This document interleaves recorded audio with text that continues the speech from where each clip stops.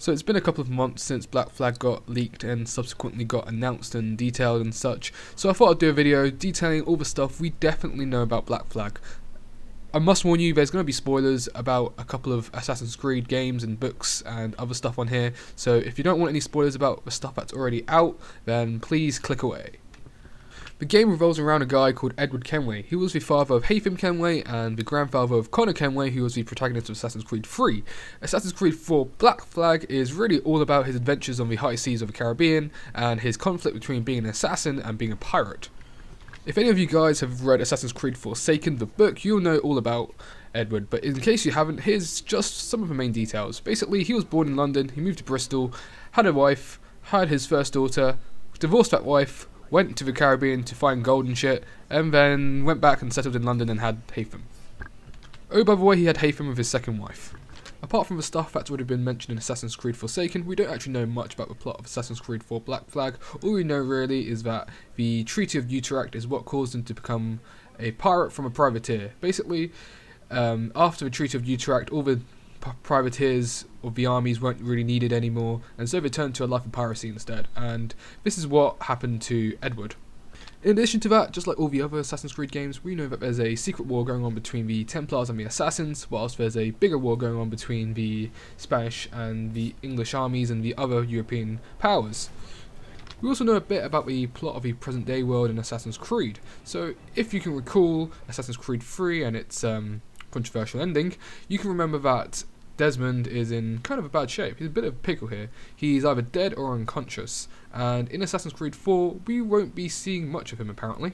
Yep, Desmond won't be a main character in Assassin's Creed 4, because he's either dead or unconscious, so he can't do much. So we will be seeing a new main character. We don't actually know who the main character is, but we know that Desmond will be treated as some sort of legacy, and according to Jean Gouzdon, who is the creative director, Desmond has been the main protagonist of the franchise so far. This won't be the case in Black Flag. That being said, the game isn't a reboot nor is it a spin-off, and we're continuing to develop a consistent mythology. So yes, Desmond will be referred to as a very important legacy of the Assassin's Creed universe. So there you have it guys, Desmond won't be a main character, instead we'll be seeing somebody new, and he probably won't be around much because he's probably dead. All we know about the main character at the moment is that he's going to be a research analyst working for Abstergo, and he's going to be living out the memories of Edward. This is all we know about the plot of Assassin's Creed 4 at the moment, which really doesn't surprise me, seeing as Assassin's Creed has always been that game that has had that intricate and detailed plot that it probably doesn't want to release too much detail too early. But we do know quite a bit about the gameplay of Assassin's Creed 4. Freedom is the concept being pushed onto Assassin's Creed 4 by Ubisoft, and they've tried to do it in a variety of ways. First of all, they've tried to make the missions less linear, which means that the missions will be less scripted and you'll have more freedom to do what you want within a mission. And secondly, they've included a hell of a lot of locations in the game. Apparently there's going to be 50 locations, each one with adventure and hidden treasure apparently. So that's definitely something to look forward to. Big maps, a lot of locations, and a lot of freedom. But more importantly, it's the freedom that comes with the naval combat that they've really tried to emphasise onto the game. Obviously, if you're a pirate, a ship is very important, and in Assassin's Creed 4, they've made it so that you're forced to give the ship a lot of attention. First of all, Edward owns a ship. It's called the Jackdaw, and in-game you can upgrade it, you can add cannons to it, you can make it better, and that is probably going to be the main customizable option thing in Assassin's Creed Black Flag. They've also added the ability for you to climb up onto a crow's nest and use a spyglass to look for enemy ships and to figure out which way to attack enemy ships the best way, and to look at how much loot the enemy ships have. So you can tell that they've really added a lot of emphasis onto naval combat in this game. They've even allowed you to go diving and go harpooning and shark fishing, which is something we've never done before in Assassin's Creed.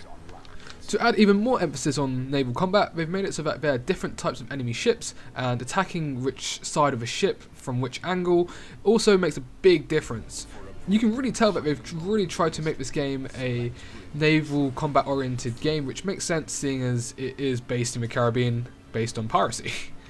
Even though they put in so much effort into the naval combat system on the gameplay, they've said that there's going to be no naval combat stuff on the multiplayer, which really saddens me because they could have easily put in a game type which involved ships, but no, apparently they didn't, so there will be no multiplayer that involves naval combat unfortunately.